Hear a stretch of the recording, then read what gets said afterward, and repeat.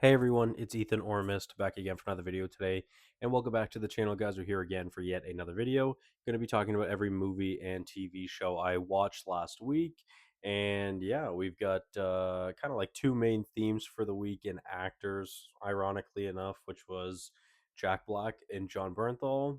Don't really know how that happened, just kind of worked out that way. So let's get into it. Let's start off with the one season of TV that I watched this week, which is season one of The Walking Dead, which season one is a very solid season.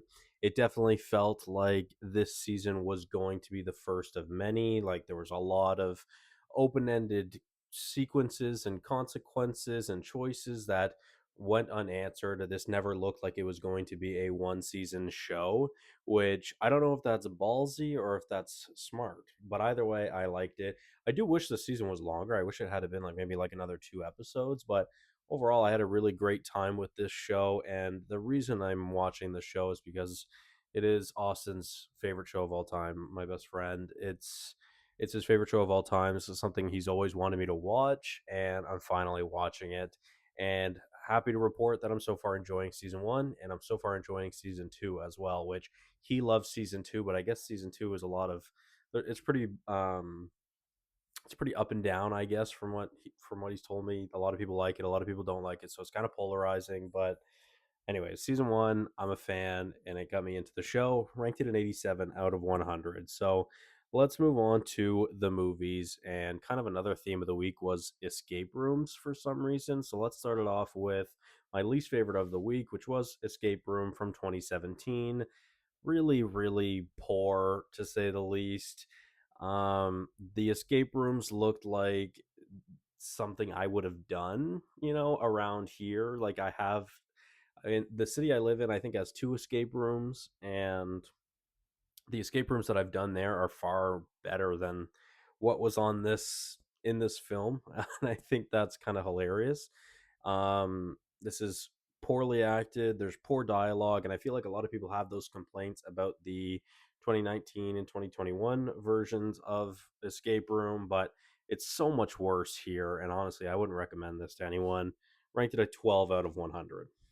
Let's move on to Escape Room Tournament of Champions from 2021, which I thought was okay. It's decent. It's kind of colorful. It's kind of vibrant. I kind of enjoy that. Overall, though, it's fine, and I don't think it's nearly as interesting as the first, which I really enjoyed, and I seem to enjoy more. Well, I seem to enjoy both these movies more than most, but we'll talk about that in a moment. Nonetheless, Escape Room Tournament of Champions, 66 out of 100. I'd seen one of the top reviews on Letterbox was, saying like, "Oh, so it's a tournament of champions," which is really it's a bad dialogue line, and you see that in all types of films. But yeah, this one's just definitely not as strong as the first one. It's just simply not. But yeah, ranked at a 66 out of 100. Let's move on to another theme of the week, which was Kung Fu Panda. I watched all four Kung Fu Panda movies this week. Well, actually, yesterday and today, at the time of recording this, I should say. And I unironically, unintentionally had a Jack Black weekend. And so far, Jack Black is my most watched actor of the year as well, which I think is really funny. But yeah, Kung Fu Panda 3 ranked it a 69 out of 100. This is my least favorite. And this one went down quite a bit. I don't know what I had it ranked. I never checked, but I know I had it ranked a 4 star. So it was between 80 and 89. And I want to say it was like an 81, 82, 83. And I lowered it to a 69. So it went down quite a bit. And it's honestly quite easily my least favorite of the franchise. The subplot with our two dads, I just don't enjoy in the third or the fourth film, and I think that takes away from the rest of the film. But with that being said, this is fine. One of my goals for the year is to watch every DreamWorks movie, and there's some that I watched last year I probably won't rewatch, such as Madagascar. But Kung Fu Panda, I haven't seen in a couple years, apart from the first one a couple years ago. I haven't ranked these movies since I think 2022 or 2023, so it's been a while. Nonetheless, rank this as 69 out of 100. It's fine. Let's move on to Kung Fu Panda 4. It's the first time I am rewatching this movie, and I actually raised it an overall point from 70 to a 71.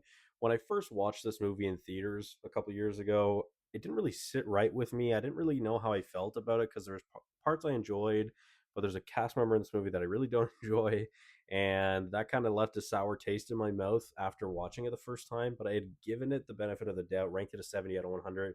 Didn't really feel very confident about that. Now I feel much more confident in my rating of a 71 out of 100. I think it's a good movie. Truthfully, I just think it's a decent, it's a solid movie. It's not the best in the franchise. It's not the worst in the franchise. There's kind of some fan service with Tai Long, which I enjoy, of course, and we have another great villain.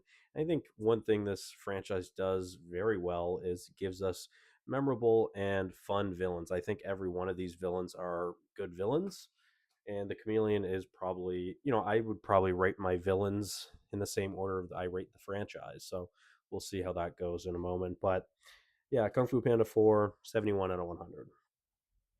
Let's move on to Escape Room, which I ranked a 76 out of 100. I thought this was really creative. I've seen comparisons to these movies as if they are Saw movies, which I had no expectations that they were going to be anything like Saw movies, apart from maybe the mystery behind it. And ultimately, I think the escape rooms were really fun. They were creative. I enjoyed that about them. The cast I thought was pretty solid as well. I enjoyed them. There's people you liked, people you didn't like, which I enjoyed. That contrast compared to the 2017 Escape Room, there's just no one in that cast I liked. But yeah, I think this is a really good movie. A lot of people, I guess, really fall off at the ending of the film. I don't think it's terrible. I don't think it's great, but I don't think it's nearly as bad as what I had read about this being one of the worst endings to a very good movie, which fair enough. I don't think it's the worst ending I've ever seen, but I don't think it's peak, obviously, either. So ultimately, I think it's serviceable. It's an okay ending to a very good movie, and I probably would have given this a 4 star if they had stuck the landing a little bit better. But overall, 76 out of 100. Let's move on to Kung Fu Panda 2, which I ranked a 78 out of 100. Lord Shen is an awesome villain. Gary Oldman is awesome, of course, and I also kind of love how iconic each actor of the villains in this franchise are. We have Ian McShane for Tai Lung. We have Gary Oldman for Lord Shen. We have J.K. Simmons for Kai, and then we have Viola Davis for the Chameleon. I love all four of those actors. I love all four of those villains. And again, I think something that DreamWorks has done very well is building villains that are interesting and that you like, especially ones like Lord Shen, Tai Lung, Death, Fairy Godmother, Prince Charming. Prince Charming, not as much. He's kind of just a meme, but yeah, anyways, I enjoy this movie as well. I don't know if I actually changed my rating on this movie. I think I kept it around the same of a 78, 79 out of 100. And ultimately, I don't love the parent subplot. It's probably my least favorite part of the film. I really enjoy the different styles of animation that we see throughout this entire franchise, which I never really noticed previously, but I noticed it much more in this movie. There's like 2 to 3 different styles of animation, whether it's a flashback or if it's from Lord Shen's perspective or if it's just the movie. I really enjoyed that and I thought that was fun. So I ranked this a 78 out of 100. Let's move on to Fast and Furious Presents Hobbs and Shaw, which I got to show Mel. And this is Mel's second favorite of the Fast and Furious franchise now, which I'm not surprised. I figured she'd like this. I ranked it an 82 out of 100. Had a good time with it. It was fun to revisit because it's been so long. Ultimately, I think it's still a really good movie, and I quite like David Leitch's movies. This movie's insane. It really is like a fever dream. This is probably the most insane Fast and Furious movie in my opinion, because this is fully just like an action sci-fi craze. I don't even know how to describe it. It's crazy, but nonetheless, I ranked it an 82 out of 100.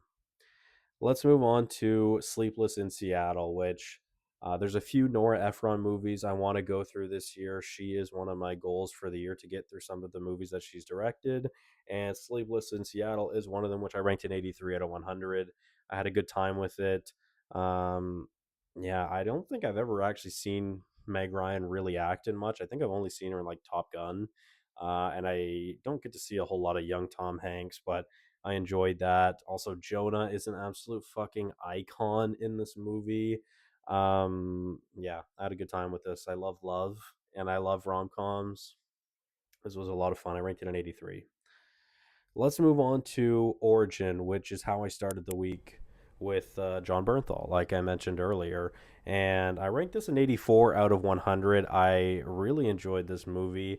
And this movie, alongside another movie we'll talk about later on, directed by, I believe, Ava DuVernay. Let me just fact check that. Yes. I just want to make sure. But yes, Ava DuVernay directed this movie and my favorite movie of the week. And Origin is a very interesting movie that I learned a lot about. Yeah, I guess the racism in different cultures and what that looks like, seeing it in different cultures, seeing how it affects different classes in culture as well is very interesting. And again, I learned a lot about this film, and this was a movie I immediately recommended to my mother. This is something she would love, and I really hope she watches it someday because it's a really really great movie. And I ranked it an 84 out of 100, and yeah, it was a great way to start the week. I really enjoyed this. So let's move on to School of Rock, which I ranked an 85 out of 100. This is a movie I haven't seen in years, since I was probably a kid. It's been probably almost 2 decades maybe since I've seen this film. It's been a very long time, but it was really fun revisiting it, and I had a really good time with it. Truthfully, I didn't remember a lot from it, but I ultimately really enjoyed it. And I mean, Linklater always makes really fun movies. I just, everyone loves this movie, I think, right? And obviously, I feel like Jack Black is an acquired taste. I personally like Jack Black, I'd say probably 90% of the time, and I like him in School of Rock as well. So that kind of helps me out. Like I said, ranked this an 85 out of 100. Thought it was great. So let's move on to Kung Fu Panda, which is my favorite of the series, of the franchise. Kung Fu Panda. I will probably always love this movie. I have raised it, I think, each time watching it now on Letterboxd, so that's always fun too. Ranked it a 90 out of 100, and now it gets that 4.5 stars, which I love to see as well. And ultimately, I thought this was a really solid movie. It's fun to revisit it. And what started this franchise, Tai Lung, is also one of my favorite villains in DreamWorks, probably one of my favorite animated villains. And I think Ian McShane's voice is just perfect for animated villains. Like, he just sounds so menacing, and he's fantastic. And I love his performance as Tai Lung as well. So, yeah, I ranked it a nice 90 out of 100. Thought it was a great, great movie. And let's move on to 13th, which is my favorite watch of the week. It is a documentary, and this is something I'm going to recommend to absolutely everyone. Also directed by Ava DuVernay. Like I mentioned earlier, this was a movie that I immediately recommended to my mother alongside Origin. I think this is something she would also really love. And although I am Canadian, I really would like for you guys to read my review because it's very personal, and I think it kind of captures the way I felt after watching this film.